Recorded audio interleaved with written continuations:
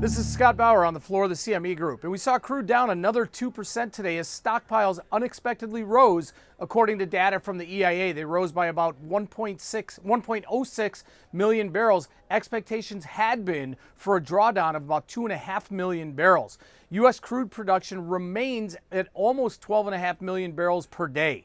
Gas inventories also rose. They rose by almost 800,000 barrels, and an expectation of a decline was there also of about 540,000 barrels. So this is the first time in a month that we've seen a broad rise across the board in inventories. Well, all eyes are going to be on Saudi Arabia and Iran after last week's attacks on the Saudi oil fields, where oil crude prices gained almost 15%.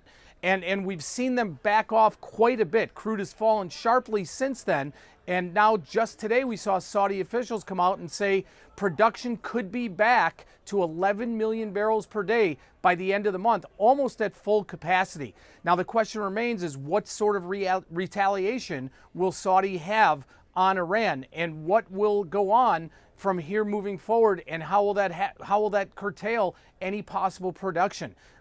Saudi today said that they have evidence that the missiles and drones that were used came right from Iran. So expect a big amount of volatility over the next week or two in the oil space. Natural gas today was also down, but at a major support level around 263, heading into the always busy and always inflated prices winter season here, trending just above the 50-day moving average here. So that, coupled with the fact that we are turning the corner now into this winter season, we're seeing a lot of buying come into the natural gas space. Scott Bauer on the floor of the CME Group.